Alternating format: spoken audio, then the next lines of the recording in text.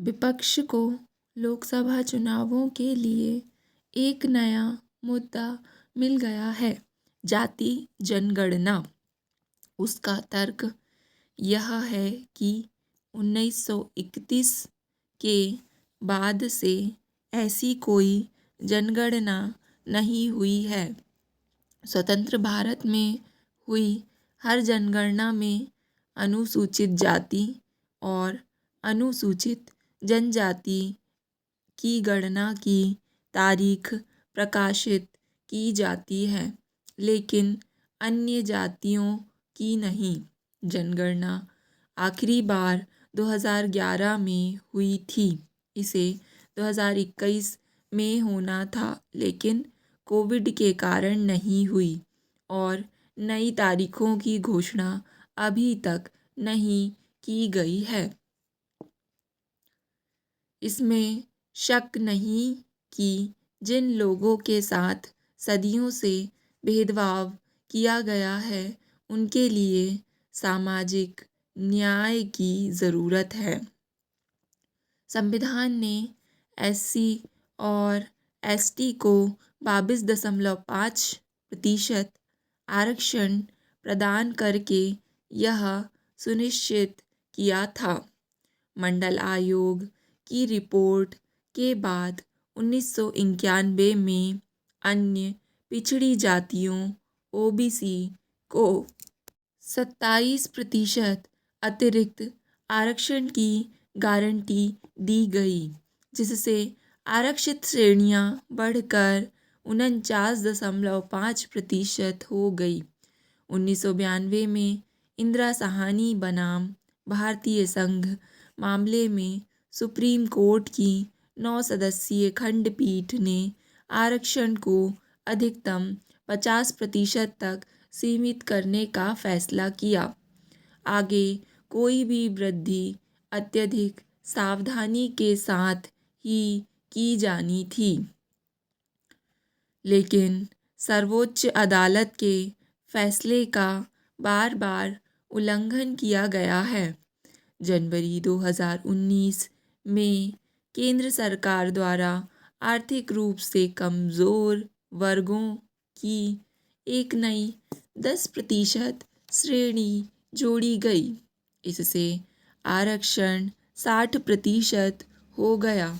इसके अलावा अलग अलग राज्यों ने भी एक तरफा तरीके से नए कोटे जोड़े। मध्य प्रदेश में 73% आरक्षण है। तमिलनाडु और महाराष्ट्र 69% और राजस्थान में 64%। इसके अलावा मराठा, गुर्जर, पाटीदार, जाट आदि भी आरक्षण का लाभ लेने के लिए आंदोलन कर रहे हैं। बिहार में सरकार ने जाति आधारित सर्वेक्षण कराया है और निष्कर्ष निकाला है कि OBC और अति पिछड़ा वर्ग की आबादी राज्य में 63% है। SC और ST को जोड़ने पर 80% आबादी के लिए आरक्षण की आवश्यकता होगी। गौरतलब है कि ऐसे सर्वेक्षणों की कोई वैज्ञानिक या संवैधानिक वैधता नहीं होती है, क्योंकि जनगणना कराने का अधिकार केवल केंद्र सरकार के पास है। डाटा का कोई ऑडिट नहीं हुआ है और पहले से ही OBC और EBC के भीतर रही आई उपजातियां अब उन्हें प्रदान की गई संख्यात्मक ताकत पर सवाल उठा रही हैं। मुख्य प्रश्न यह है कि क्या आरक्षण ने उन लोगों के जीवन को बेहतर बनाने में मदद की है जिनके लिए उसका प्रावधान किया गया था? कुछ हद तक हाँ, लेकिन आदर्श स्थिति से कोसों दूर 45 केंद्रीय विश्वविद्यालयों में ओबीसी, एससी और एसटी उम्मीदवारों के लिए 42% से अधिक शिक्षण पद खाली पड़े हैं। केंद्र सरकार के विभिन्न मंत्रालयों में भी इसी श्रेणी के 42% पद खाली हैं। बिहार में नीतीश लालू गठबंधन 30 साल से अधिक समय से सत्ता में है, लेकिन बिहार आज भी वही है जहां 30 साल पहले था। 1992 में सुप्रीम कोर्ट ने भी क्रीमी लेयर द्वारा बड़े लाभ हासिल करने पर सवाल उठाया था। मौजूदा बिहार कैबिनेट इसका अच्छा उदाहरण है। इसमें सबसे अधिक संख्या में मंत्री यादव समुदाय के हैं, जो कि वर्चस्वशाली ओबीसी समुदाय का प्रतिनिधित्व करते हैं। सर्वेक्षण के अनुसार बिहार की आबादी का 36.01% ईबीसी है। तो क्या कैबिनेट में उनकी संख्या के अनुपात में प्रतिनिधित्व है? दुखद सच्चाई यह है कि आरक्षण को सुशासन का विकल्प मान लिया गया है। यूपीए सरकार ने 2011 में सामाजिक आर्थिक जाति सर्वेक्षण कराया था। उसने तब डाटा जारी क्यों नहीं किया? बिहार में लंबे समय तक सत्ता में रहने वाले जदयू राजद गठबंधन ने जातीय जनगणना के बारे में तभी क्यों सोचा जब चुनाव नज़दीक थे? सामाजिक न्याय जरूरी है, लेकिन इसका लाभ वास्तविक हकदारों को मिलना चाहिए। चुनाव जीतने के साधन के रूप में उसका उपयोग नहीं करना चाहिए।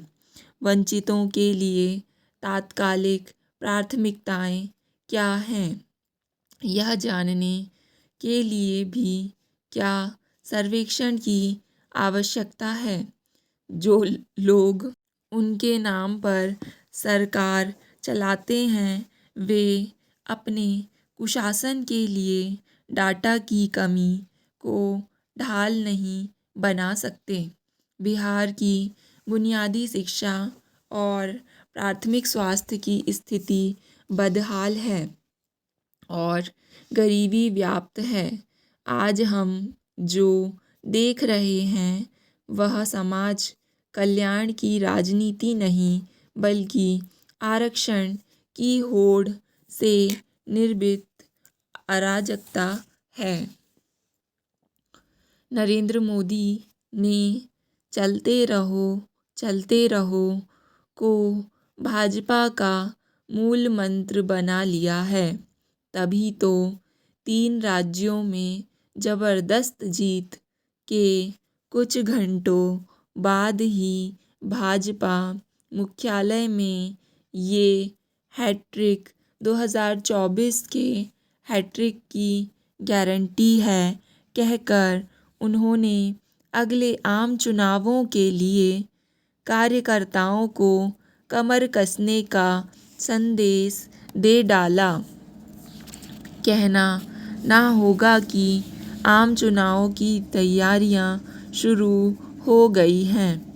करीब 32.80 लाख वर्ग किलोमीटर भूभाग और 105 करोड़ से ज़्यादा मतदाताओं वाले इस देश में चुनाव एक ऐसा पर्व होता है जो लोगों को दुख दर्द भूलकर पारस्परिक चर्चा और राजनीतिक कर्मकांड की ओर ले जाता है।